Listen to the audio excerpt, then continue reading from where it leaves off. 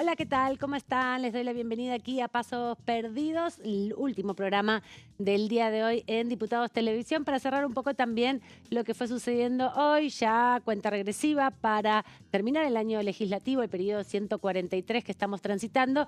30 de noviembre es el último día del periodo ordinario, donde no solo se discute la agenda del Poder Ejecutivo, sino también todas las propuestas de los diputados nacionales. A partir del 1 de diciembre hay que ver si el Ejecutivo finalmente convoca a extraordinarias. Todo dice que entre el 10 de diciembre, fecha en que se recambia ambas cámaras, y el 31 de diciembre, fin de este año, se estarán dando por lo menos el primer periodo de las extraordinarias convocadas por el Ejecutivo Nacional para discutir el presupuesto 2026. Vamos a hablar un poco de esto, vamos a hablar también algo muy importante que sucedió hoy.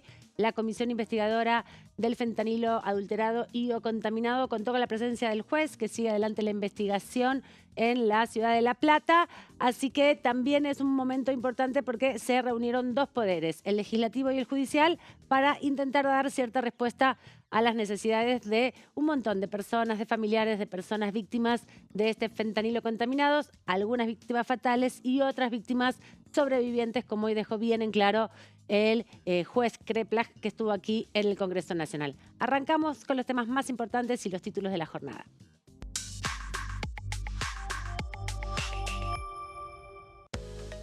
Comisión de Defensa Nacional, balance de trabajo legislativo. Se hizo una evaluación de los debates promovidos desde diciembre del 2023.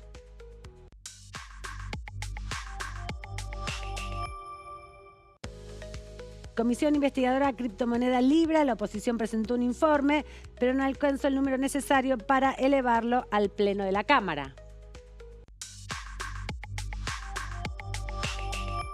Comisión Conjunta de Mercosur y Relaciones Exteriores aprobaron eliminar enmienda al protocolo de Montevideo.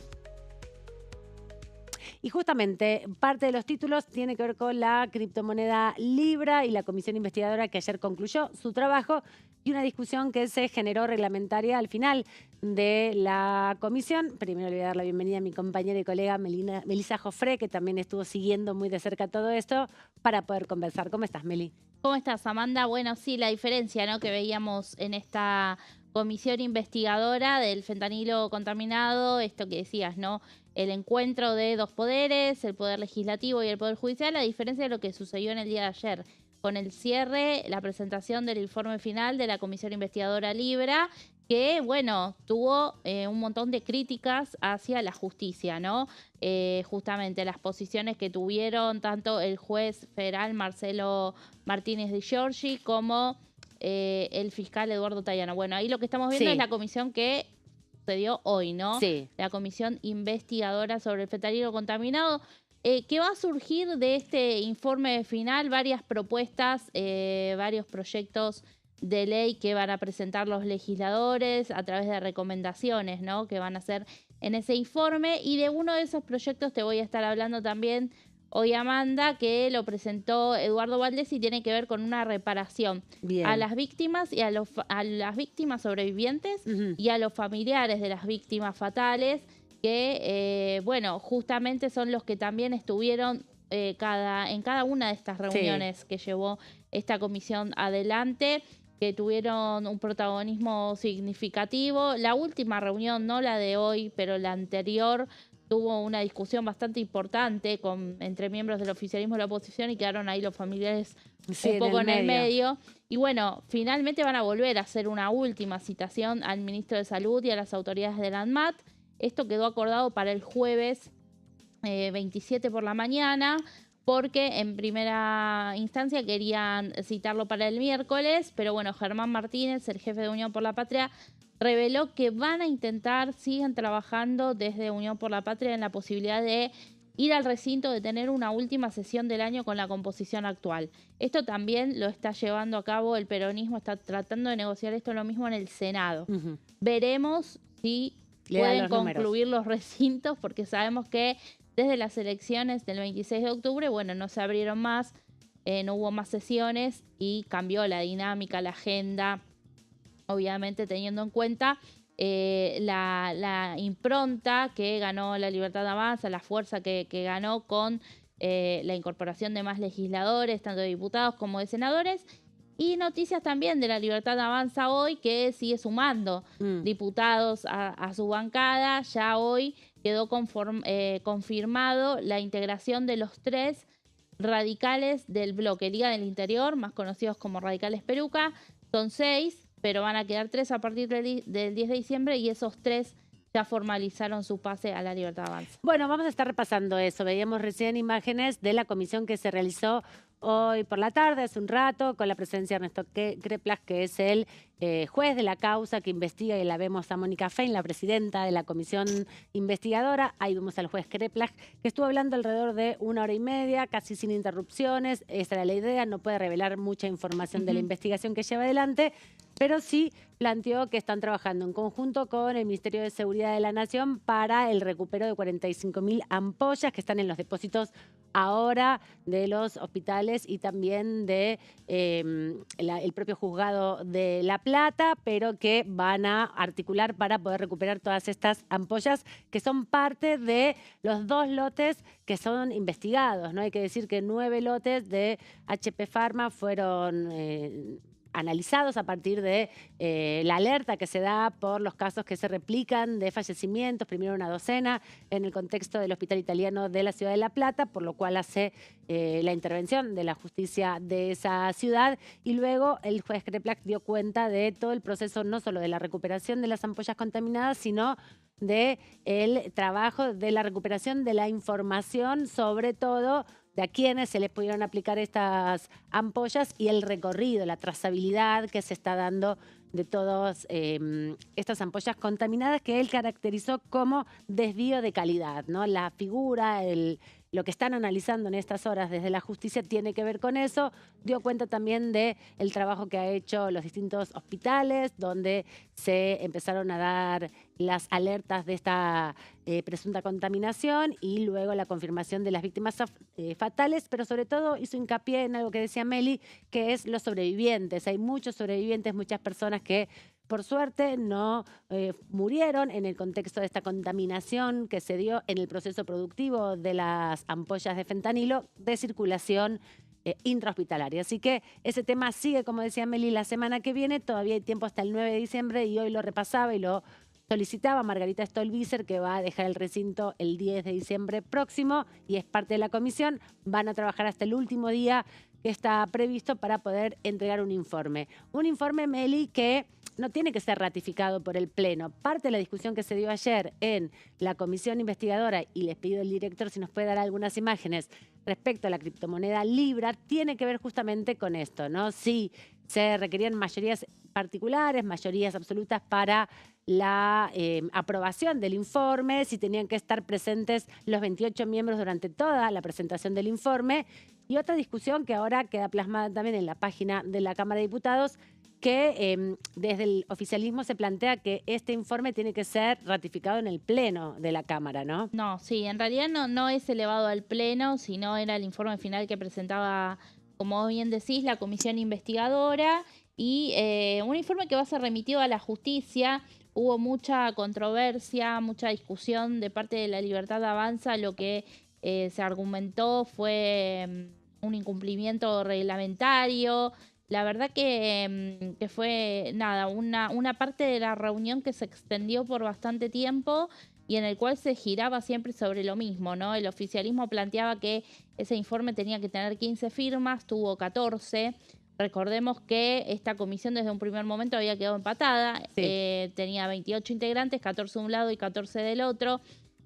Hubo por un momento 15 diputados que estaban promoviendo justamente todas las actuaciones. Se había sumado a los bloques más opositores, ¿no? Los que impulsaban esta investigación, se había sumado la salteña Yolanda Vega, pero finalmente el informe el día de ayer tuvo 14 firmas. Entonces esto era lo que discutía el oficialismo que estuvo ausente en muchas de las reuniones de esta comisión porque, bueno, de alguna manera desacreditaban desde el comienzo, ¿no? Desde la constitución misma de esta comisión, desacreditaban su conformación y su labor, pero ayer se hicieron presentes y no opinaron sobre las conclusiones finales a las que llegaron el resto de los diputados que estuvieron a cargo de la investigación, sino más bien criticaron esta cuestión. Va a haber más repercusiones seguramente por esta discusión respecto a cómo terminó intempestivamente también la comisión investigadora de la estafa con la criptomoneda Libra. Debería ser publicado en la página de la Cámara de Diputados, como la mayoría de los informes. Todos los otros informes de comisiones investigadoras son parte de la memoria institucional de este Congreso. Veremos cómo se tramita eso y otras denuncias que desde el oficialismo advirtieron van a hacerle el presidente de la comisión, Maximiliano Ferraro. Pero también queremos compartir con ustedes la palabra del diputado Fernando Bruje de la provincia de Córdoba, del bloque Encuentro Federal, respecto al análisis que hizo sobre las elecciones del 26 de octubre pasado. En la última elección hubo 12 millones de argentinos que no fueron a votar. Ese ya es un dato importante a tener en cuenta. De esa mayoría silenciosa de la que yo siempre hablo, una parte evidentemente evaluó, para mi modo de ver, dos cosas. Primero, la influencia norteamericana. A ver, si el presidente del país que maneja los dólares, el que se encarga de imprimir los dólares, que es el secretario del Tesoro, y el que se encarga de distribuir los dólares, como el JP Morgan, sí, dicen que van a apoyar a la Argentina siempre y cuando Milei gana, bueno, es una influencia importante, ¿no? Por otro lado, yo creo que también influyó mucho la elección anticipada en la provincia de Buenos Aires, en donde el kirchnerismo gana, claro, gana en forma importante.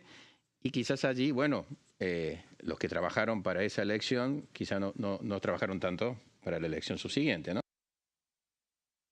Van a quedar todavía varios análisis por delante respecto a el resultado electoral y sobre todo la participación ciudadana en un contexto de elecciones que son obligatorias en la Argentina. Pero vamos a dejar un rato eso de lado porque había anticipado Meli que del trabajo que se viene haciendo en la comisión investigadora sobre fentanilo adulterado ya van surgiendo algunas propuestas. En este caso, uno de los diputados de Unión por la Patria, que formó parte de la comisión investigadora, Eduardo Valdés, tiene una propuesta para avanzar, a dar por lo menos alguna respuesta institucional a esta tragedia hospitalaria que no tiene tantos precedentes en la Argentina. Sí, justamente hoy una de las cosas que dijo el juez Kreplak fue que antes de que comience la feria judicial se va a conocer exactamente cuál fue la cifra de las víctimas fatales y no fatales de esta tragedia sanitaria del fentanilo contaminado, adulterado, que lo que está sucediendo en la comisión es que están surgiendo distintas iniciativas para dejar justamente estas propuestas al nuevo Congreso, ¿no? Al Congreso que va a venir. Una de ellas tiene que ver con un proyecto presentado por Eduardo Valdés, diputado de Unión por la Patria, que él habló de este proyecto en la reunión de la semana pasada y le pidió a sus pares que lo acompañen. Lo que propone esta iniciativa es una reparación integral e igualitaria a los familiares de víctimas fatales y víctimas sobrevivientes del fentanilo contaminado, que como sabemos, bueno, los mayores casos sucedieron en la provincia de Buenos Aires, sobre todo en la ciudad de La Plata, en Rosario, ¿no? En la provincia de Santa Fe, también en la provincia de Córdoba y en la ciudad de Buenos Aires. Bien, esta iniciativa, como decimos, ¿no? Lo que busca es que de alguna manera llegar, no es algo nuevo una ley de reparación, la verdad, porque ha habido otras leyes también de este estilo. Una de las últimas fue, vos recordarás, a los familiares de los tripulantes del submarino Ara San Juan. Claro. Una tragedia que también, ¿no? Tuvo justamente un rol de una comisión investigadora aquí en el Congreso. Creo que fue una bicameral en ese momento, sí, la bicameral del Ara San Juan. Sí. Bueno, esta reparación busca llegar, como decimos, a todos los sobrevivientes y a los familiares de las víctimas, sin discriminación del lugar de residencia. Esto que decimos que sucedió en varios puntos del país, se registraron muertes por esta causa, lo cual abriría una posibilidad de, bueno, establecer ciertos convenios con las distintas jurisdicciones para poder llevar a cabo esta reparación, que ¿en qué consistiría? Bueno, en prestaciones de salud, en asistencia social, en reinserción educativa, en inserción laboral y en subvención económica. Cuando hablamos de prestaciones de salud, hablamos de asistencia médica, de posible eventual provisión gratuita de medicamentos, la reinserción educativa en cuanto a aquellos que quedaron truncos con sus estudios secundarios, terciarios, también la inserción laboral respecto de aquellos que se encontraban desempleados al momento de suceder esta tragedia o que cuando ocurrió justamente esta muerte, la muerte de un familiar cercano, se vieron perjudicados, tuvieron un impacto negativo justamente por fallecer, como lo hemos visto, ¿no? En muchas ocasiones, fallecer quien era el sostén de alguna manera de esa familia, ¿no? Así que estos son como los puntos principales de lo que vendría a ser esta reparación integral. Luego tenemos también que la autoridad de aplicación sería el Ministerio de Capital Humano, que conduce Sandra Petovelo. Igualmente, este proyecto de ley, por supuesto, tiene que pasar comisiones. Presupuesto. Tiene que ser tratado en el próximo Congreso, si es no que tiene así. que ser vetado. Exacto, pero uno de los artículos no les gusta al oficialismo y es el que faculta al jefe de gabinete a reasignar partidas presupuestarias. Pero hay que decir que hay una tradición en Argentina y en este Congreso de ante tragedias tan importantes, no solamente ha sido la reparación a las víctimas del terrorismo de Estado, a las víctimas de Alamia, a las víctimas de Cromañón, que fue una de las últimas, también a las de la tragedia de Once. Hay distintas instancias donde, bueno, el Congreso reconoce que de algún modo hay que reparar, y la reparación económica lo que hace es saldar de alguna manera todos los inconvenientes que hubo para llevar adelante el proceso de búsqueda de justicia. Exacto, ¿no? Hay antecedentes muy diversos y varios. Bueno, y lo que también plantea es la creación de un programa y de un consejo de control y seguimiento para la implementación de esta ley. Este consejo estaría integrado por representantes del Poder Ejecutivo Nacional, de organizaciones no gubernamentales y también de los propios familiares, ¿no? Luego habla, bueno, como vamos bien a este punto, ¿no? Al punto de la subvención económica. Acá plantea dos tipos. Una subvención vitalicia de carácter mensual, equivalente a 3 salarios mínimos vital y móvil para familiares directos, para hijos hasta 25 años y también para el cónyuge o conviviente que acredite 2 años anteriores a haber justamente convivido con la persona fallecida. Y después tenemos una subvención económica de carácter mensual, también equivalente a 3 salarios mínimos vital y móvil, durante el tiempo que perdure la incapacidad laboral para quienes hayan resultado sobrevivientes. Estamos hablando de una cifra de aproximadamente 1 millón de pesos. El salario mínimo vital y móvil a noviembre es de 313.400 pesos. Sería algo así esta subvención hoy día de 940.200 pesos. No es tampoco tan excesivo como para que, digamos, las arcas del Estado se ven vulneradas por este millón de pesos, sobre todo por la cantidad de personas que vamos a conocer dentro de poco, la cifra también. Ya son más de 100, pero bueno, las víctimas fatales. La exacta, claro, las víctimas fatales, es verdad, sí. Pasa que ahí lo más interesante va a ver esto, ¿no? Lo que dijo Kreplak. ¿Cuáles son las que no fueron fatales, los que son sobrevivientes, que eran más difícil todavía de determinar? La vinculación con el fentanilo contaminado. ¿Cuánto habían sido afectados o no por esto? Sí. Pero también el otro tipo de subsidio, decías, es para los sobrevivientes, que empieza a entrar como categoría también. Claro. Importante. Y bueno, y después tenemos una frase acá sí, ya de Eduardo Valdés, el autor de este proyecto, que considera que el Estado Nacional debe asumir un compromiso social reconociendo los efectos nefastos de la tragedia y el efecto económico negativo provocado en las familias de las víctimas y en los sobrevivientes también. Bueno, lo que decíamos, no es algo que es extemporáneo, y también en plantear, ¿no? Acá hay laboratorios privados involucrados. El sistema de distribución de la aplicación del fentanilo es a través de los hospitales públicos y privados, del sistema sanitario, porque es intrahospitalaria la circulación, no se vende en farmacias, no se adquirió de manera particular. Habría que ver si se puede hacer algún match, alguna conexión. También pensaba, mientras vos contabas, Meli, con los recursos de los laboratorios, ¿no? Los laboratorios involucrados o los productores de medicamentos intrahospitalarios generan muchas divisas para la Argentina.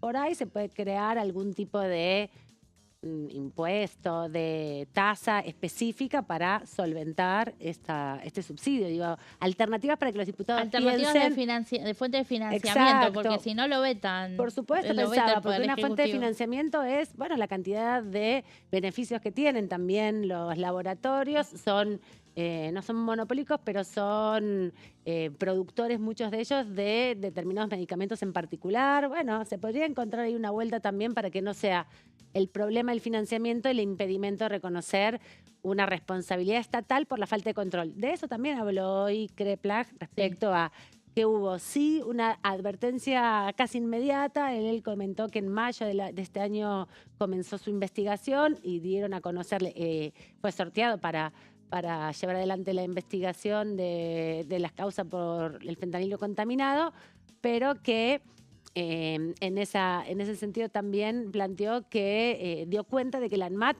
había hecho una alerta en los primeros días, porque desde la pandemia quedó un sistema de alerta temprana sobre posibles situaciones irregulares en el sistema de salud, ¿no? Sí. Entonces, muy tempranamente el Estado Nacional conocía esta situación de, por lo menos, una advertencia de algunas situaciones no protocolares, digamos, no dentro de los estándares, vinculados con ampollas de fentanilo que después resultaron estar contaminadas. Así que hay algún camino ahí para reconocer la rápida ejecución también por parte de la ANMAT, digo, en todo este contexto de focalizarse también en los errores o en las cosas no resueltas de la ANMAT, pero por otro lado, bueno, la advertencia de el pronto, digamos, retiro de las muestras. De hecho, de las 9 partidas que fueron retiradas y analizadas, 5 fueron... 2 están adulteradas y las otras 5 fueron devueltas, digamos, en este caso a la empresa que la produjo. Pero me parece importante que también aparezcan estos proyectos y enfocarse por ahí en los recursos también en los laboratorios que no tienen las mismas condiciones, podríamos decir, que los familiares de las víctimas fatales o los sobrevivientes. Bueno, Meli, nos vamos rápido al corte. Ahora volvemos, hay más información, tenemos notas por delante y mucho más para compartir.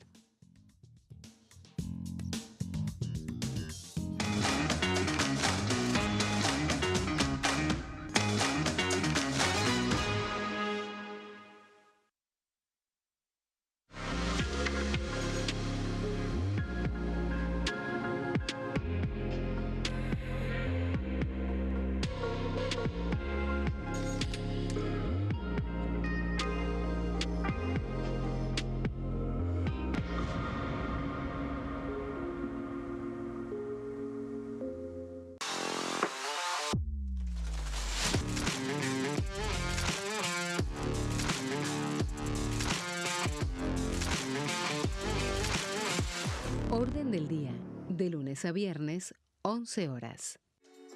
Bienvenidos, bienvenidas. Esto es mi proyecto de TV Stream.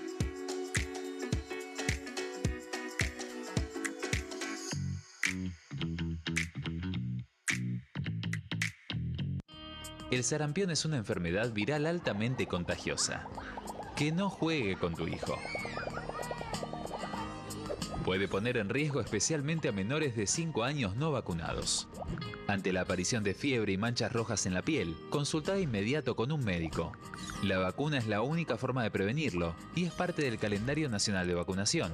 Es segura, gratuita y está disponible en vacunatorios, centros de salud y hospitales públicos del país. Vos ya tenés esta vacuna, dásela a tus hijos.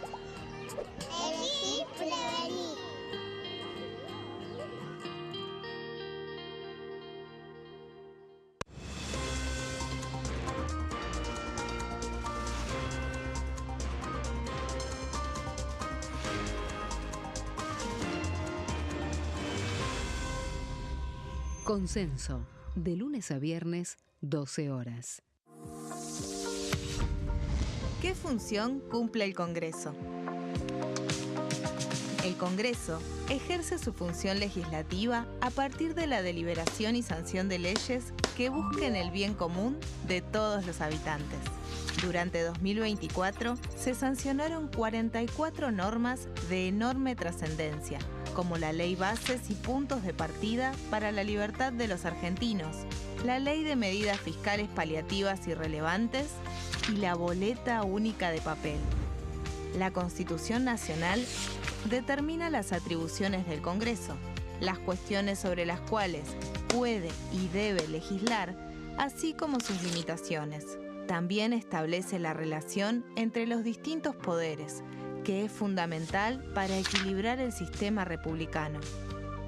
Además de legislar, el Congreso tiene la función de ejercer el control del Poder Ejecutivo. Entre otras atribuciones, ese control incluye el pedido de informes, las interpelaciones, la actuación de la Auditoría General de la Nación, dependiente del Congreso, la posibilidad de solicitar juicio político y la aprobación de las cuentas de inversión.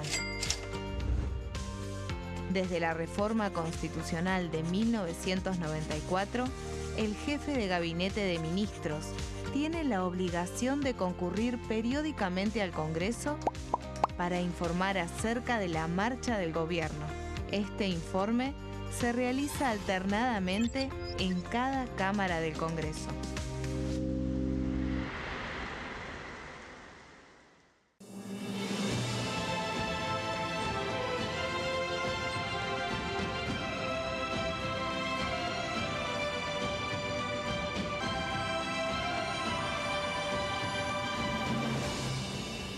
La bancada, de lunes a viernes, 13 horas.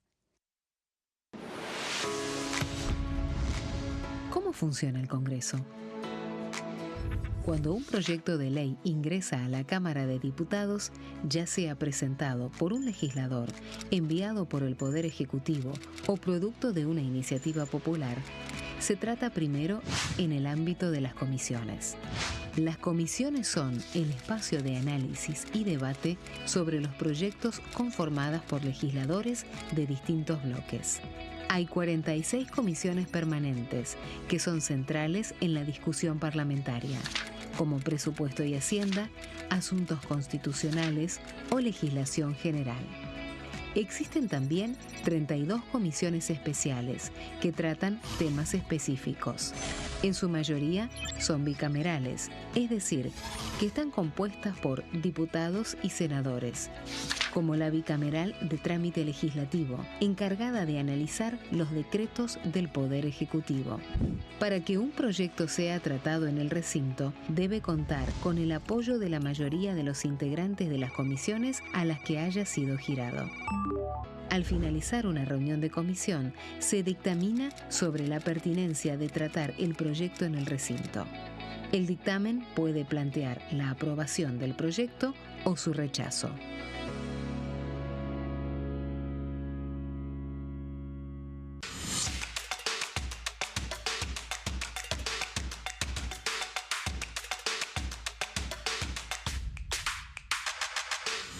Quórum, de lunes a viernes, 14 horas.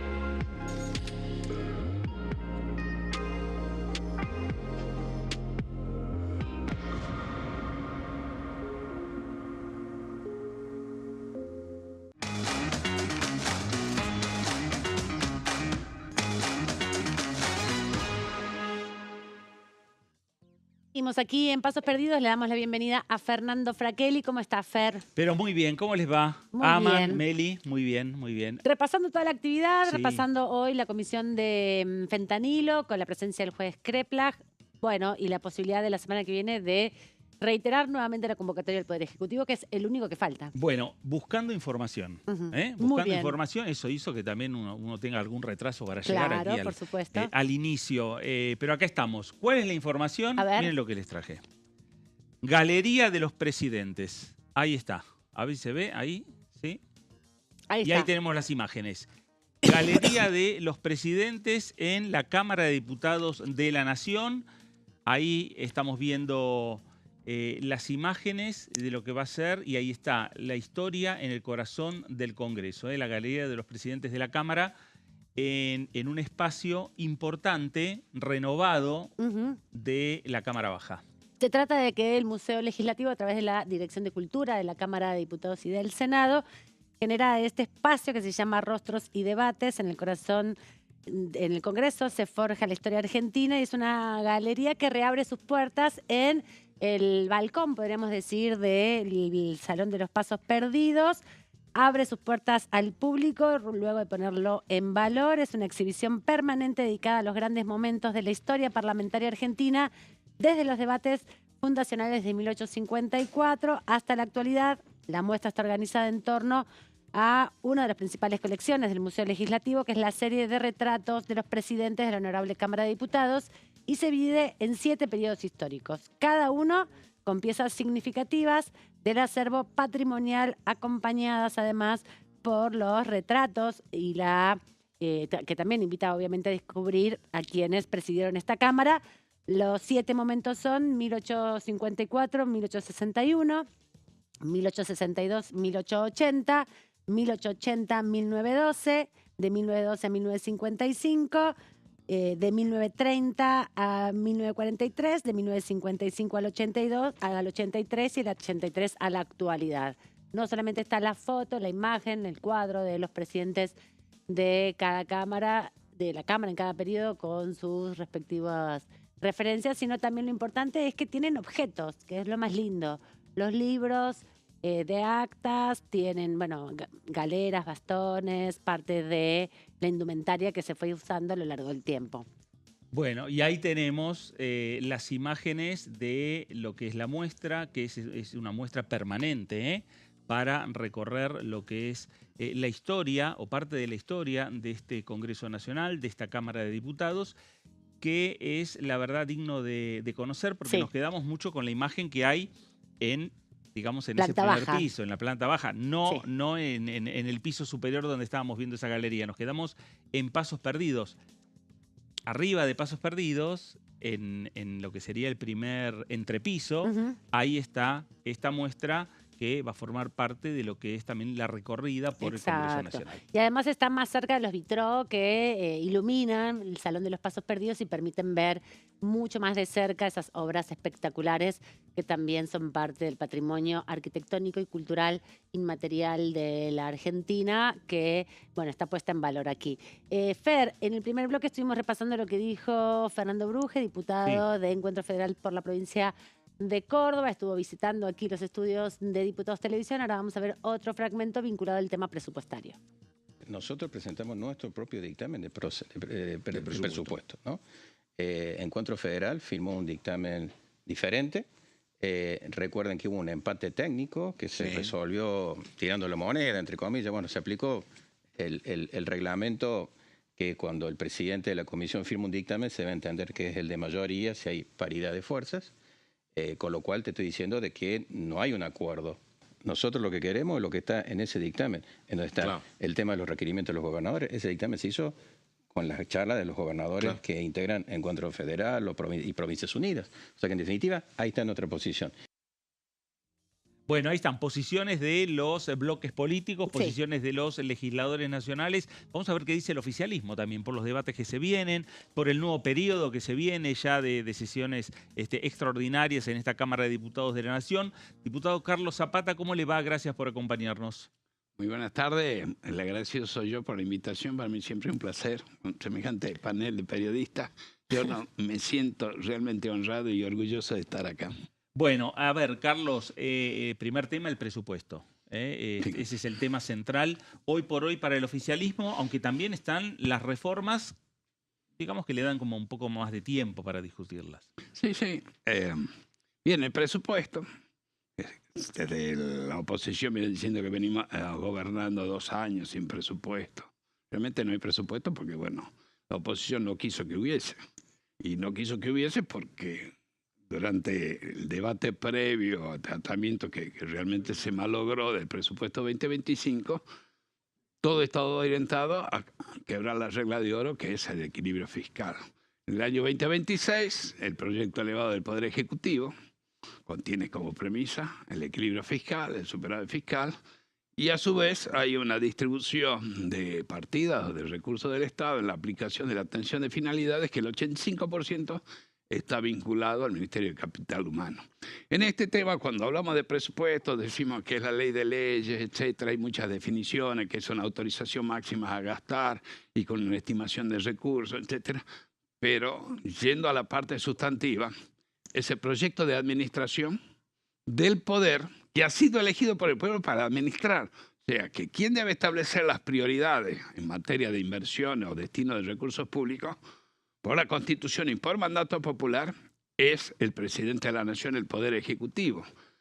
La autorización se requiere al Congreso. ¿Por qué? Porque desde la Carta Magna de 1215 que se logró que el pueblo participase en todo aquello que signifique contribuciones del pueblo para sostener el funcionamiento del Estado. Bien, por eso intervienen las cámaras, es la expresión popular, pero no debemos dejar de tener en vista de que la expresión de la administración elegida por el pueblo con el sentido que eligió el pueblo y le dio el mandato al Poder Ejecutivo. Que puede haber matices en cuanto a la interpretación, por supuesto, esto es política, no somos partido de pensamiento único, ni mucho menos, al contrario, pero no podemos perder en vista, primero, que el equilibrio fiscal es saneador de la vida de toda la República y del futuro, y después que el mandado a administrar y elegir cómo administrar el Poder Ejecutivo. Diputado, le quería preguntar respecto a eso, si el rol que cumplió Venegas Lynch como presidente de la comisión facilitó o posibilitó que se pudiera llegar a acuerdos con distintos sectores, porque, bueno, el año pasado se había hecho todo el debate del presupuesto, pero antes de firmar el dictamen se decidió retirar el debate o clausurarlo. ¿Ahora cree que el aporte de Venegas Lynch permitió repensar un poco los vínculos? Sí, uno puede evaluar, son personalidades diferentes, pero el objetivo es siempre el mismo. El que decide cómo administrar o propone cómo administrar porque tiene ese mandato del pueblo del Ejecutivo, la premisa del equilibrio fiscal, y por supuesto creo que el temperamento de Venegas Lynch es un poco más abierto, más conciliador que tuvo José Luis Espert, pero tampoco no voy a tirarle ningún caballo encima a José Luis Espert. Si usted está en un debate donde pone en riesgo la regla de oro y que hay todo un movimiento medio conspirativo contra el eje fundamental de la administración de Javier Milei, los que no quieren presupuesto son los de la oposición, no el oficialismo. El oficialismo manifestó su intención de que haya presupuesto elevando el proyecto. Diputado, le consulto porque, bueno, ahora el dictamen que se emitió hace días atrás, de acuerdo al emplazamiento que la oposición había votado, ese dictamen va a caer con la renovación parlamentaria. En cuanto a lo técnico, ¿cree usted que van a volver a dictaminar sobre ese proyecto que envió el 15 de septiembre el Poder Ejecutivo y se van a enumerar los cambios, o que va a ingresar un nuevo proyecto? No tengo noticias al respecto. No veo ninguna razón que pueda avalar cambios en el contenido del proyecto. Y que quienes desde la oposición dicen haber elevado un proyecto de presupuesto no está en el cuerpo del dictamen, ¿no es cierto?, que me llegó y que estuve leyendo con mucha dedicación. Y es una cuestión compleja. No es decir, bueno, yo voy a bajar de acá y voy a sumar. Cada medida, cada cifra que integra el presupuesto está asociada a una ley que le da origen a la actividad, a la función programa del Poder Ejecutivo, tiene que ver con el origen de fondos, y sacar de un lado para alimentar otro puede generar desequilibrios y alterar el sentido o el rumbo de la administración que quiere imponer la administración Milei.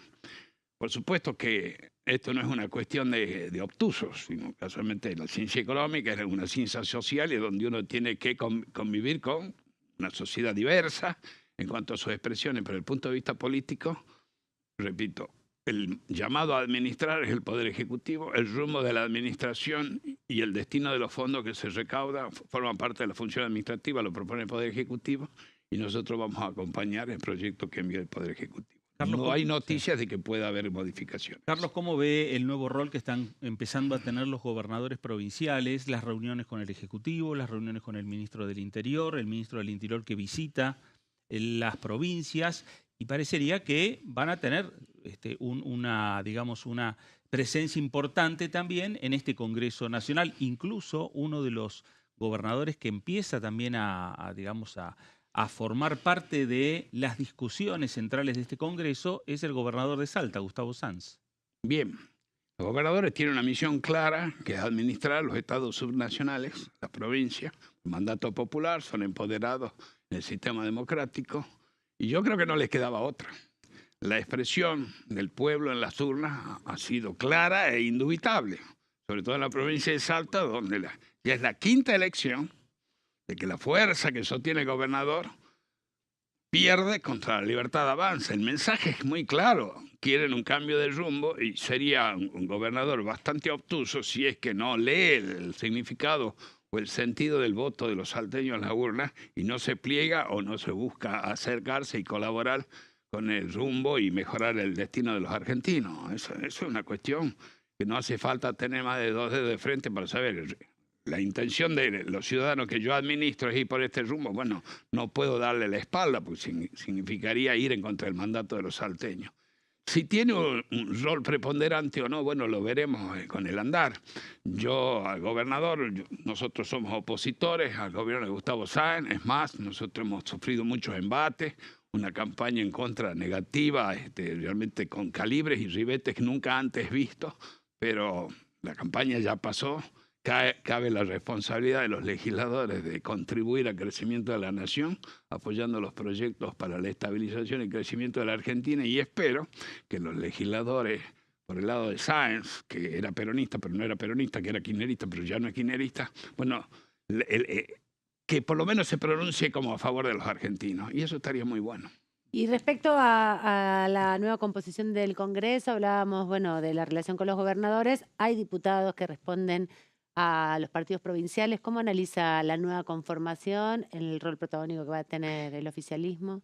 Yendo de lo general a lo particular, para que existan estados subnacionales prósperos, tiene que haber una Argentina próspera, porque si no es así, no tienen posibilidades de progresar, porque ninguno es autónomo totalmente. Entonces, es importante que de los estados provinciales, los diputados que tienen su compromiso con el pueblo de la nación, no con el pueblo de la provincia, son diputados por el pueblo de la nación, entiendan el compromiso y entiendan el rumbo y la propuesta que hace el oficialismo. No significa que se transformen en libertarios de un día para el otro, sino que sepan leer la voluntad del pueblo argentino, la bondad de las propuestas que se hacen del Poder Ejecutivo y el rumbo que se propone para que lo apoyen. Tendrán, por supuesto, opiniones diversas y eso hay que respetarlo. Vivimos en un régimen republicano y democrático. Pero creo que la propuesta en cuanto al presupuesto, la modernización laboral, la reforma del Código Penal, una reforma tributaria, son anhelos que tiene el pueblo de la nación argentina y que lo viene expresando la política de hace mucho tiempo y que nosotros queremos llevarla adelante para el bien de todo el pueblo. Diputado, le consulto porque uno de los temas que también trascendió que podría incluir el temario de extraordinarias tiene que ver con una modificación a la ley de glaciares. Están interesadas las provincias mineras detrás de esto y bueno, consultarle porque también es algo que ya reveló el propio presidente Javier Milei, ¿no? De que lo que van a intentar es, dar mayor autonomía justamente a las provincias para que puedan delimitar lo que es la zona de periglaciares. Bien, lo que debo decir, no desconozco lo que usted me está diciendo, que haya la intención de incorporar al temario extraordinario este tema. Lo que sí tenemos que respetar el dictado de la Constitución. Los recursos naturales son de titularidad de la provincia y deben ser administrados conforme a un marco general que dicta la nación, pero el marco particular lo dictan las provincias. El hecho del conservacionismo, ¿no es cierto? O sea, no vamos a explotar los recursos naturales porque daño al medio ambiente, ha significado en muchas zonas del país el atraso y la pobreza. Tenemos que buscar un equilibrio. Cuando hay alguna explotación que puede dañar el medio ambiente, ver las medidas de mitigación pero nunca podemos desechar el trabajo o el progreso de los pueblos que están ubicados en estas zonas que están bendecidas por la naturaleza, por la riqueza del subsuelo, en poder progresar. Por ejemplo, en la provincia de Salta tenemos un gravísimo problema con el tema de los bosques nativos, donde no se puede ni siquiera hacer una explotación ganadera, ¿no?, respetando o preservando el bosque nativo, y eso significa que la población que está radicada ahí, que son criollos y pueblos originarios, estén condenados a la pobreza. Y el atraso en cuanto a los progresos tecnológicos, pero también a la pobreza de ingresos de esa zona, es el pasto para el narcotráfico. Mire, hay poblaciones en la provincia de Salta, conglomerados poblacionales pequeños, donde el narco es el que hace de policía, es el que hace de ambulancia y lleva el servicio que tendría que estar dando el Estado. ¿Y por qué no podemos tener fuertes los servicios del Estado? Y bueno, porque no se puede desarrollar económicamente la zona. Y tampoco, bueno, debo reconocer que en los últimos años en la provincia de Salta se ha puesto mucho énfasis. Se declaran emergencias de todo tipo, pero la emergencia pareciera ser que solo abarca la facultad del Poder Ejecutivo de gastar lo que quiera, cuando quiera, con quien quiera y en el monto que le parezca, pero no hay un mecanismo de control que retroalimente esa emergencia y pueda corregir el rumbo del direccionamiento de dinero para que se corrija el problema que se pretende corregir. En Salta vivimos una emergentocracia de hace tiempo.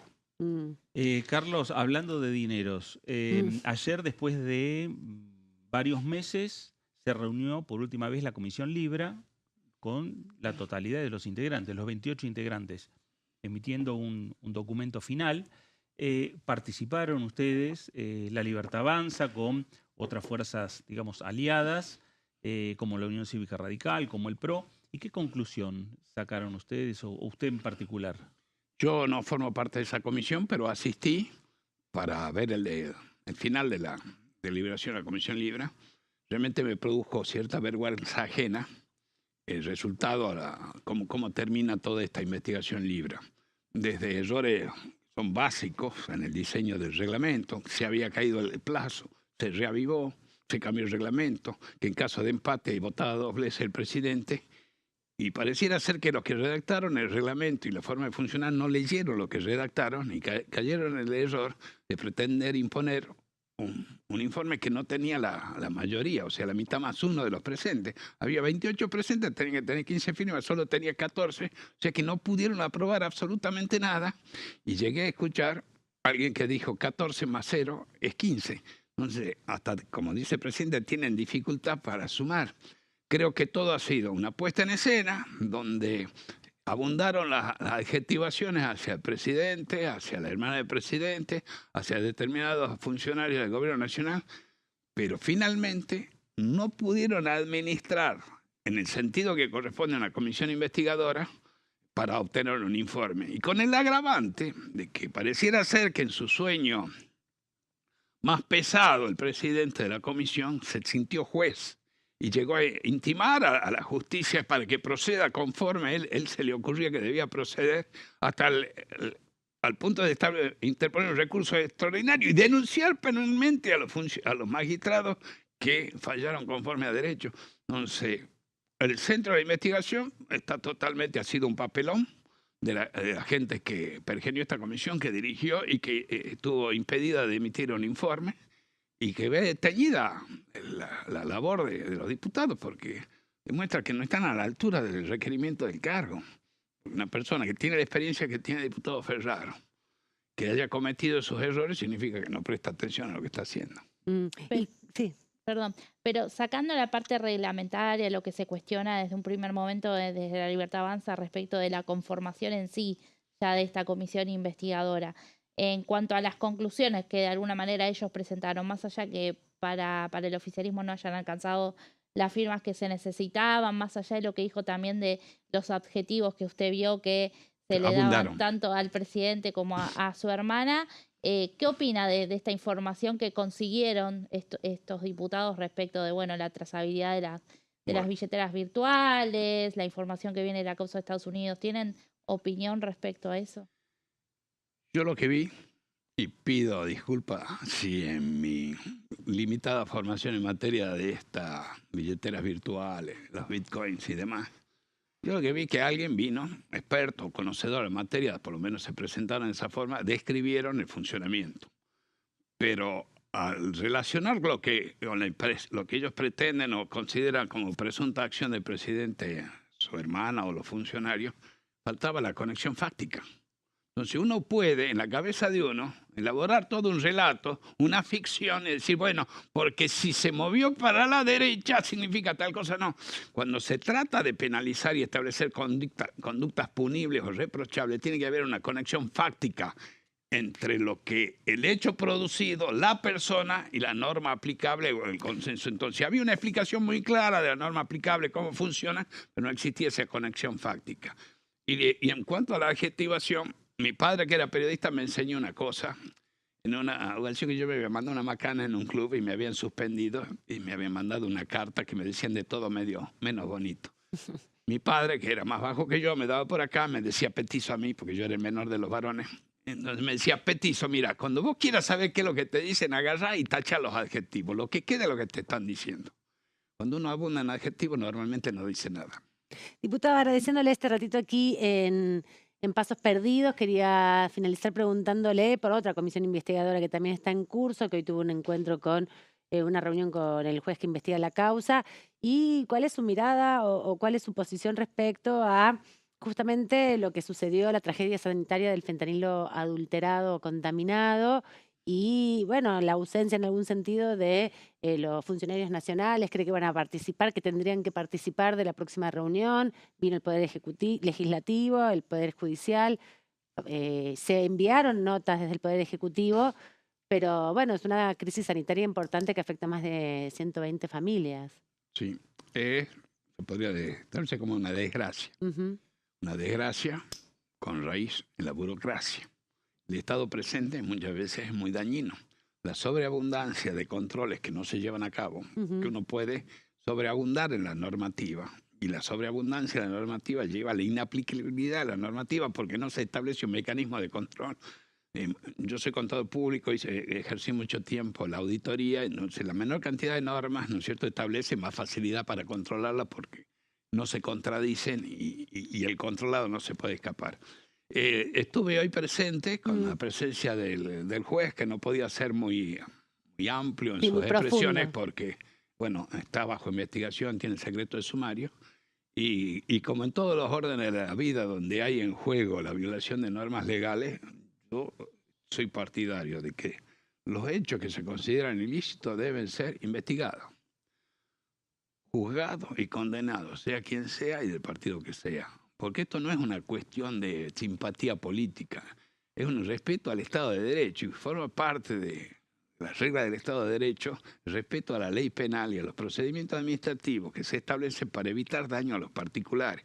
La inobservancia de una norma, el dictado de una norma que es contradictoria con la necesidad, o bien la distracción de un funcionario culposa, no puede ser pretexto para decir yo no tengo nada que ver en el asunto. En las cuestiones que viene el Estado y sus vicios que se arrastran de los gobiernos tras gobiernos tras gobiernos, que significa debilidad en los controles o persecución del controlante, porque muchas veces vemos que alguien caía y hace un control en una firma, entonces suena el telefonazo y lo castigan al inspector, no al infractor. También es un vicio que vive la República Argentina que nosotros estamos dispuestos a corregir. De ninguna manera de mi boca va a salir una palabra que vaya a obstaculizar el funcionamiento de la justicia. Y la ley debe ser cumplida. Y como dice recurrentemente nuestro ministro de Seguridad, el que las hace las paga. Carlos, gracias por visitarnos. Agradecido siempre seré yo. Gracias. ¿Pero qué momento? Carlos Zapata, diputado por La Libertad Avanza por la provincia de Salta. Nos vamos rápidamente a la pausa, nos queda todavía información para compartir en el próximo bloque.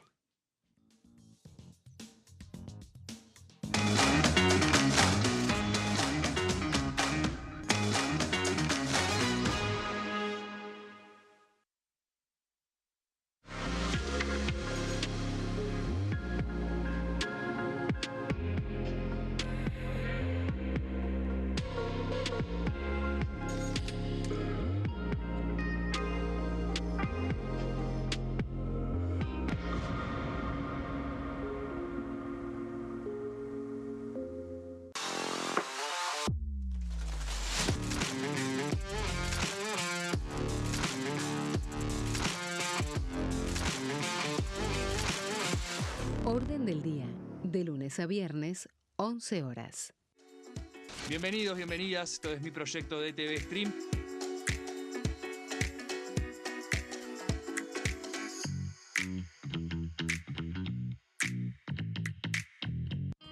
El sarampión es una enfermedad viral altamente contagiosa. Que no juegue con tu hijo. Puede poner en riesgo especialmente a menores de 5 años no vacunados. Ante la aparición de fiebre y manchas rojas en la piel, consulta de inmediato con un médico. La vacuna es la única forma de prevenirlo y es parte del calendario nacional de vacunación. Es segura, gratuita y está disponible en vacunatorios, centros de salud y hospitales públicos del país. Vos ya tenés esta vacuna, dásela a tus hijos.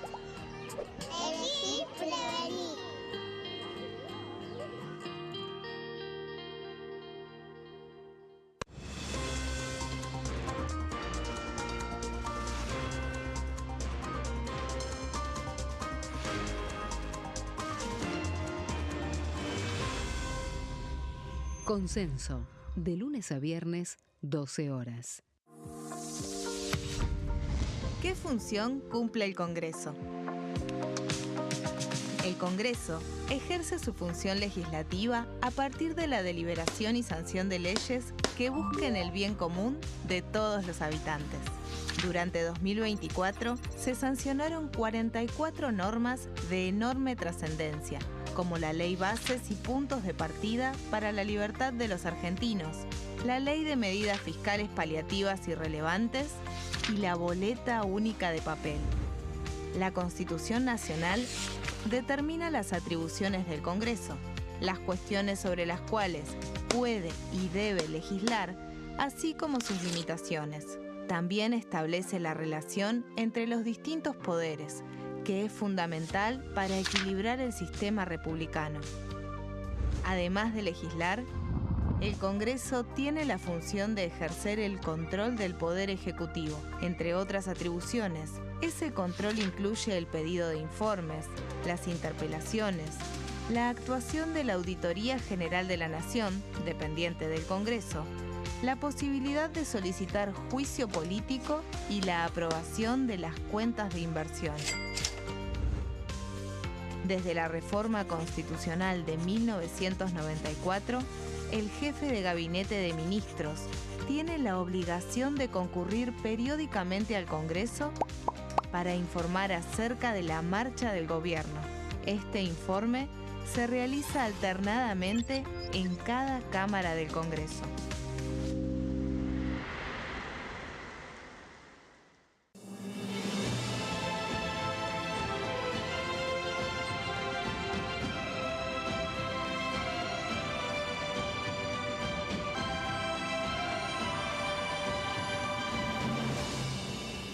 La bancada, de lunes a viernes, 13 horas. ¿Cómo funciona el Congreso? Cuando un proyecto de ley ingresa a la Cámara de Diputados, ya sea presentado por un legislador, enviado por el Poder Ejecutivo o producto de una iniciativa popular, se trata primero en el ámbito de las comisiones. Las comisiones son el espacio de análisis y debate sobre los proyectos conformadas por legisladores de distintos bloques. Hay 46 comisiones permanentes que son centrales en la discusión parlamentaria, como Presupuesto y Hacienda, Asuntos Constitucionales o Legislación General. Existen también 32 comisiones especiales que tratan temas específicos. En su mayoría son bicamerales, es decir, que están compuestas por diputados y senadores, como la bicameral de trámite legislativo, encargada de analizar los decretos del Poder Ejecutivo. Para que un proyecto sea tratado en el recinto, debe contar con el apoyo de la mayoría de los integrantes de las comisiones a las que haya sido girado. Al finalizar una reunión de comisión, se dictamina sobre la pertinencia de tratar el proyecto en el recinto. El dictamen puede plantear la aprobación del proyecto o su rechazo.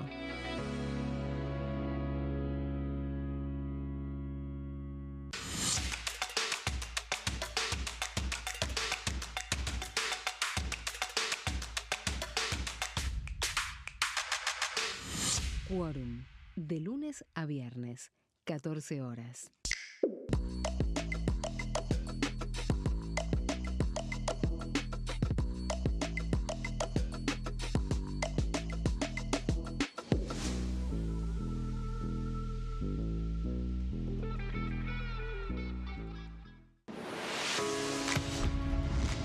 ¿Cómo funciona el Congreso? Las sesiones son el espacio donde los diputados debaten proyectos de ley para su aprobación, modificación o rechazo. En una misma sesión pueden tratar varios proyectos de ley. Las sesiones ordinarias comienzan el 1 de marzo, cuando el presidente de la Nación inaugura el periodo ante la Asamblea Legislativa, y se extiende hasta el 30 de noviembre. El Poder Ejecutivo puede convocar a sesiones extraordinarias o prorrogar las sesiones ordinarias. La sesión es dirigida por el presidente de la Cámara de Diputados, que administra el uso de la palabra y las distintas instancias del funcionamiento.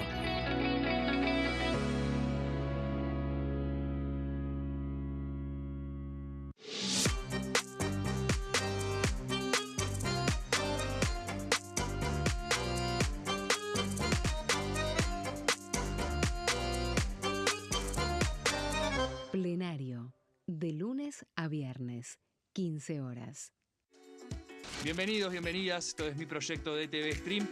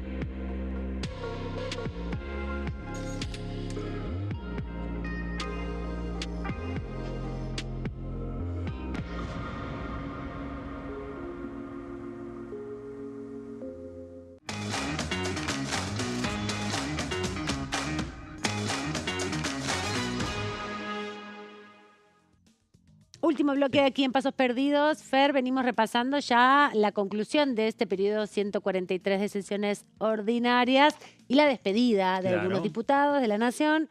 Estuvimos la semana pasada con Mónica Feim, estuvimos con algunos otros diputados, Atilio Benedetti, que se están despidiendo, y uno también es el que hasta ayer, bueno, hasta el 10 de diciembre, pero hasta ayer que se reunió finalmente la Comisión de Defensa, estuvo presidiendo la comisión, que es Ricardo López Murphy. Lo que destacó el titular de la Comisión de Defensa fue el intenso trabajo que hizo su comisión durante todo el año. Además destacó que se consideraron 173 expedientes en las reuniones de comisión, junto con la vicepresidenta de la comisión, que es Carolina Propato, y que también se consiguieron 52 dictámenes y tuvieron además la oportunidad de la visita de distintos exministros de Defensas y también exjefes del Estado Mayor Conjunto. Recordemos que en ese momento se intentó discutir el año pasado modificaciones a la ley de inteligencia para que las Fuerzas Armadas pudieran intervenir en la seguridad interior. El proyecto no prosperó, pero finalmente lo que hizo el diputado López Murphy fue poner en valor todo el trabajo de la comisión. Y también lo destacó desde la oposición el diputado Ramiro Gutiérrez, con respecto a la facilidad del debate político, y por parte más del PAN oficialismo, podríamos decir, estuvo Lourdes Arrieta, que destacó el rol que tuvo la comisión para poner en agenda, por ejemplo, las circunstancias que tiene hoy la obra social IOFA, que es justamente la de las Fuerzas Armadas, y también el rol que ha tenido la Comisión de Defensa respecto a la causa Malvinas, ¿no? Así que fue muy importante esa reunión de cierre, en definitiva. Bueno, otro que se despidió de la comisión es Fernando Iglesias, de la Comisión de Relaciones Exteriores. Se reunió la Comisión de Relaciones Exteriores conjuntamente con la Comisión del Mercosur la que preside el diputado Eduardo Valdés. Ahí también avanzaron y ahí tenemos imágenes. Ahí aprobaron una enmienda al protocolo de Montevideo, que enseguida Melis nos va a estar ampliando esta información con algunos detalles, pero lo cierto es que ahí lo tenemos a Ricardo López Murphy, que continúa, obviamente, participando de reuniones, pero ya de sus comisiones, como veíamos ahí a Fernando Iglesias, el 10 de diciembre vence el mandato, ya es casi prácticamente la última reunión de comisión, y sirvió, más allá de aprobar este acuerdo de Montevideo, acordado entre la República Argentina y en el marco del Mercosur, sirvió, repetimos, para la despedida de varios presidentes de comisión e integrantes de las comisiones respectivas. Meli, entonces, ¿de qué se trata este proyecto, esta iniciativa que se firmó dictamen? Bueno, sí, ahí como veíamos vamos a repasar un poquito. Fue una reunión, la verdad, que bastante amena, en la que hubo elogios sobre todo para Fernando Iglesias y este posible rol que podría llevar adelante, ¿no? A partir de diciembre, una vez que se vaya de la Cámara de Diputados, como embajador ante la Unión Europea. Unión Europea que también ahí estamos, ¿no? Instancias de la firma de ese acuerdo, Mercosur, Unión Europea.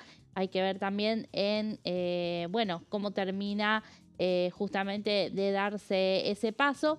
Pero decimos, ¿no? Este es un acuerdo internacional de alguna manera, no específicamente un acuerdo ni un tratado, pero sí tenía que pasar por estas comisiones y tiene que ver con, bueno, la comisión cabecera fue la de Mercosur, que es la que preside Eduardo Valdés, ahí como veíamos, y la de Relaciones Exteriores y Culto a cargo de Fernando Iglesias, que dieron dictamen favorable a un proyecto que aprueba esta enmienda de protocolo de Montevideo, un protocolo que es un protocolo referido al Mercosur y se aprobó originalmente en 1997, en ese momento con 4 anexos. Ahora vamos a ver de qué se trata la enmienda.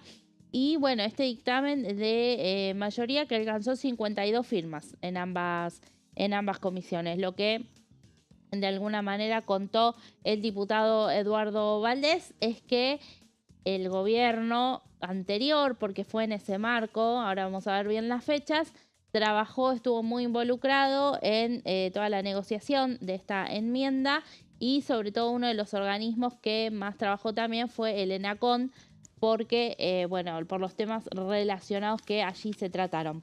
La iniciativa, como decíamos, este proyecto fue enviado por el Poder Ejecutivo en junio de 2023, es decir, lo envió la gestión anterior. Sabemos que cosas que suceden con tratados internacionales tiene que ver con que trascienden los gobiernos, trascienden las administraciones, quizás proyectos de pedidos de acuerdo que se enviaron hace muchísimos años, se retoman luego y se aprueban por otra composición parlamentaria o por otra gestión nueva de gobierno.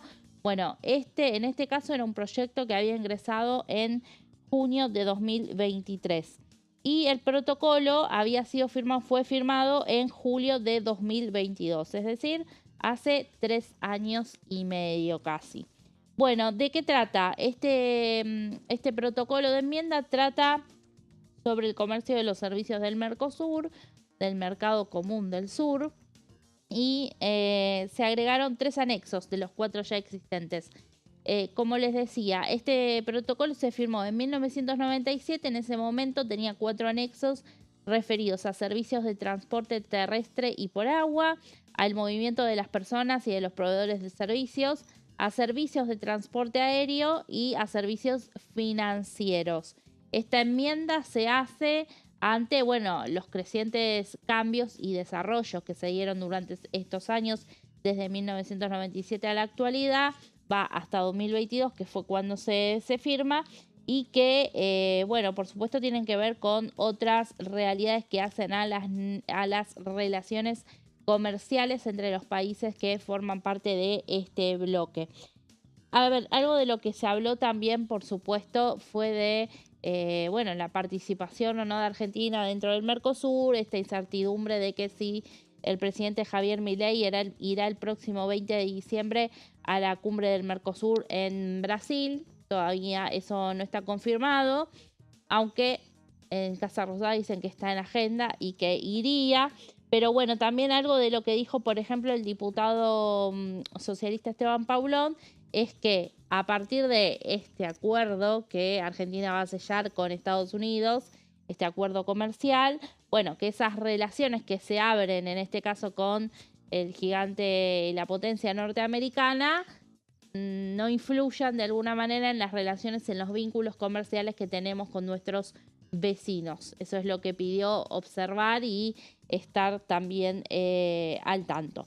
Bueno, en esta enmienda de este protocolo lo que se hacen es agregar 3 anexos referidos a servicios postales, que tiene que ver con los servicios de correos, la prevención de prácticas anticompetitivas, lo que refiere al servicio postal universal y al otorgamiento de concesiones y de licencias. Luego está un anexo de servicios de telecomunicaciones, que acá es lo que decía Valdés justamente, que estuvo involucrado el ENACON en estas negociaciones que se dieron hace 3 años y medio, y establece condiciones mínimas uniformes a todos los estados parte respecto de acceso, interconexión, licencias, portabilidad y reglas claras para que justamente los estados que quieran invertir en otro estado dentro del bloque, bueno, tengan las mismas condiciones. Y después el tercer anexo tiene que ver con reglamentación nacional, referido a requisitos, normas y procedimientos administrativos de acceso al mercado y de trato nacional otorgado a los prestadores de servicios. Bien, y creo que tenemos ahora una declaración de Iglesias que, bueno, fue tomada de alguna manera con cierta relevancia, esto teniendo en cuenta lo que decimos, las relaciones que se abren a partir de este acuerdo con Estados Unidos y de cómo va a quedar eso, cómo va a quedar posicionada la Argentina respecto a nuestros socios, nuestros vecinos, ¿no? Lo que sostuvo Iglesias es que por parte del oficialismo habilitar el debate de este proyecto, ponerlo en temario, que se pueda dictaminar, lo que quiere decir es que aprobar este protocolo ratifica el interés del gobierno y del país en mantenerse en los marcos del Mercosur y en los procesos que son de integración regional, sobre todo teniendo en cuenta también la relación del poder ejecutivo actual, ¿no?, con, por ejemplo, Brasil, que es el gran socio, bueno, dentro del Mercosur y además por ser nuestro país vecino. Así que, bueno, este dictamen quedó listo. En realidad se cae, pero es un gesto porque el oficialismo y la oposición estuvieron a favor, así que en una nueva composición se presume que no tendría mayores inconvenientes también para ser dictaminado de manera veloz. Sí, lo que falta acá es saber, bueno, ya el periodo siguiente, Sí. el periodo 144, porque no creo que, salvo que se requiera de manera urgente por el Poder Ejecutivo, se traten extraordinarias, es que, bueno, estos proyectos tardan en ponerse en agenda. Están desde mitad del año de este año, no logran coincidir 2 comisiones donde finalmente dictaminan todos a favor. Bueno, tiene que ver también con las tensiones políticas propias que se dan en el Congreso respecto a toda la agenda parlamentaria, no Sí. solo el tema en particular, digamos. Pero ¿no? viendo a lo mejor el gesto que ha adoptado la Casa Rosada, la Cancillería, en motorizar también con el Congreso, con Fernando Iglesias principalmente, con el presidente de la Comisión de Relaciones Exteriores, lo que es el dictamen de este plenario de ambas comisiones, de la Comisión de Mercosur con la Comisión de Relaciones Exteriores, podría ser también un mismo gesto del Ejecutivo como continuidad, incorporarlo, ese tema, habilitarlo en sesiones extraordinarias. Claro, sí, por rápidamente, supuesto. en el medio van a tener que reconfigurar Las ambas comisiones. comisiones, principalmente la Comisión de Relaciones Exteriores, donde su presidente se va, que es Fernando Iglesias. Todavía no ubico quién puede reemplazarlo ahí en esa comisión. Sí, y bueno, y también ver eso, ¿no? Sí. Perdón, Perdón, por la libertad avanza, una de las autoridades es Juliana Santillán. Sí. Actualmente. Claro. Está en la cabecera de las de autoridades. la comisión. Bueno, Exacto. ahí hay que constituir también la comisión de Mercosur, hay que constituir dos También, comisiones, claro. además de las que se constituyan, obviamente la del presupuesto para las extraordinarias, para aprobar el presupuesto 2026, y si finalmente llegan las reformas que viene anunciando el Ejecutivo Nacional, que está discutiendo con los gobernadores en las reuniones que mantiene tanto Santilli, Sí. el actual ministro del Interior, como el jefe de gabinete Manuel Adorni, donde están tratando de ponerse de acuerdo para que lleguen esos proyectos en el contexto extraordinarias, por ahí no en diciembre, por ahí sí en las extraordinarias, Sí, claro. si se constituyen finalmente entre enero y febrero del año próximo para avanzar. Lo que sí es concreto es que se van a convocar para la última parte del año, para el mes de diciembre, y la comisión principal que se va a constituir es la de Presupuesto y Hacienda, ¿no? Claro, Donde se tiene exactamente. que ratificar un nuevo dictamen. Hoy le preguntábamos a Zapata si se iba a emitir un nuevo proyecto o se iba a redictaminar el proyecto que tuvo dictamen hace 2 semanas atrás para llegar al recinto donde se puede modificar. El proyecto se modifica incluso en la Cámara Revisora, ¿no? No, claro, exactamente. Y ahí tendría que tener otro nuevo, digamos, un nuevo giro hacia la Cámara de Diputados para terminar finalmente Claro. la sanción. Es muy posible que todas las modificaciones que haya que hacer se hagan en el recinto de la Cámara de Diputados. Ahí está el compromiso y el acuerdo con los gobernadores, Ujú. más allá de mantener esa lineadura del gobierno que es el déficit cero. Ujú. Que es digamos, el dogma del gobierno en el proyecto y el punto central del proyecto de ley de presupuesto 2026. Ahora, en el medio habrá que, como estamos señalando, reconformar las comisiones, imagino, más allá de la de presupuesto, la de legislación general, Ujú. la de Asuntos constitucionales. asuntos constitucionales, legislación laboral, más allá que el proyecto de reforma laboral o modernización laboral, como así le gusta llamarlo al oficialismo, va a ser un tema de el Senado Nacional. Meli. Ujú. Sí, así es. Y bueno, en el Senado Nacional que hoy hubo un día Importante también. importante, caldeado, porque se reunió en la Comisión de Asuntos Constitucionales y allí se trataron los pliegos de los senadores electos. Si bien, bueno, los dictámenes no son vinculantes, todo se va a definir el día de la jura, el 28 de noviembre, que justamente van a jurar los senadores. Allí habrá una discusión seguramente en torno a, bueno, la diputada, hoy actual diputada Leonela Villaverde, que hoy se objetó su pliego por parte de la oposición y bueno, veremos qué es lo que sucede la semana que viene. Bueno, ese es uno de los temas también que tienen los vecinos, ¿no? Del otro en lado. medio de una discusión. Hablando de lo que señalábamos anteriormente respecto al tema presupuesto y al tema reforma o modernización laboral, la diputada Marilú Quirós dialogó con nosotros, dialogó con Pasos Perdidos el día lunes y si te parece vamos a compartir Dale. unas declaraciones de la diputada. Es imprescindible tener un presupuesto aprobado. No se puede seguir trabajando con un presupuesto que no se aprobó, o sea, porque siempre se trabaja sobre el último. Así que es muy importante que se pueda aprobar. Están trabajando los gobernadores y se necesita tener un presupuesto para saber cómo se va a trabajar con respecto a todas las provincias y a cómo se sigue. O sea, uno en base a un presupuesto empiezan a manejarse todas las cosas. Así que es muy importante que eso cuanto antes se pueda resolver. Estimo que en extraordinarias, en el mismo diciembre va a ocurrir, así que tengo fe que el Congreso va a trabajar. Primero, tenemos urgentemente que iniciar nuestras obras públicas que están paradas. Necesitamos tener un presupuesto. Nosotros hoy dije un poco en broma y en serio el tema del puente Chaco Corrientes, que nos preocupa literalmente. Uno siente que se va a caer. Necesitamos urgente hacer el segundo puente. Eso, terminar con nuestro acueducto, que eso está en marcha. Y las obras viales, o sea, caminos destruidos que están allí. O sea, es muy importante tener un presupuesto, llegar a acuerdos. Sé que Leandro Esdero, nuestro gobernador, está conversando, está haciendo las cosas que tiene que hacer, está llevando de la mejor manera a la provincia adelante, que no es sencillo, que no es fácil, después de todo lo que nos ha pasado acá en Chaco.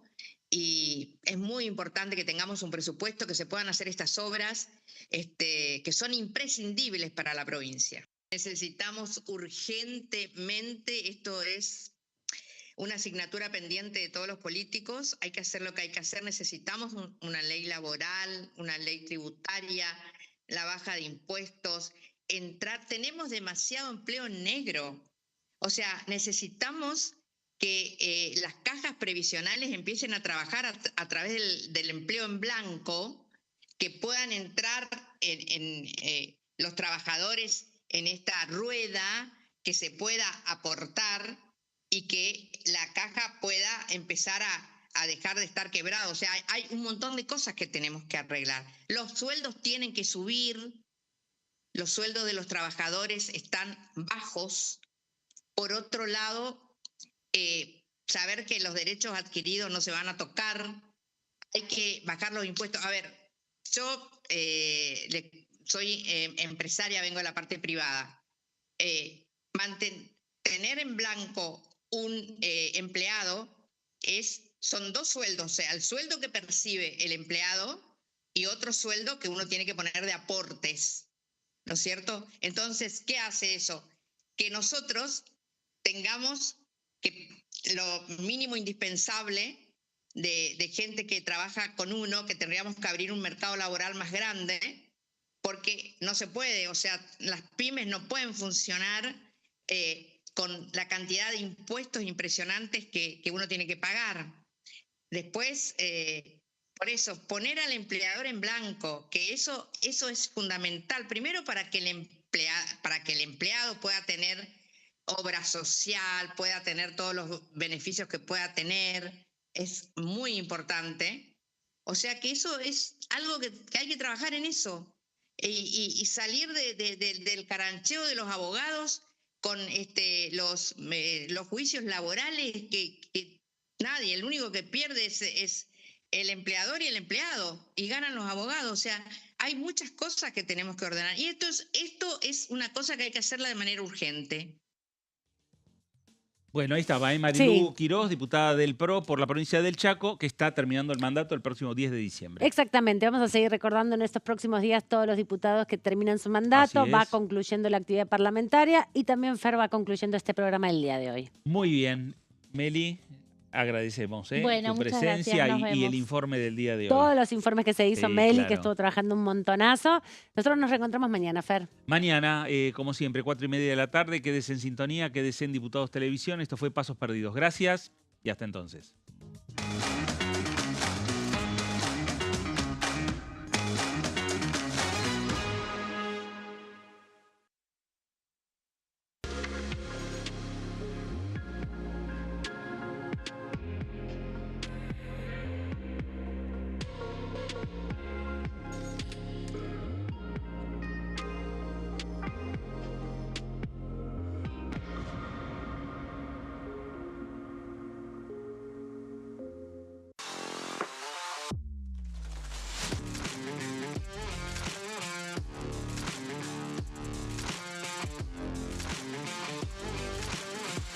Orden del día, de lunes a viernes, 11 horas.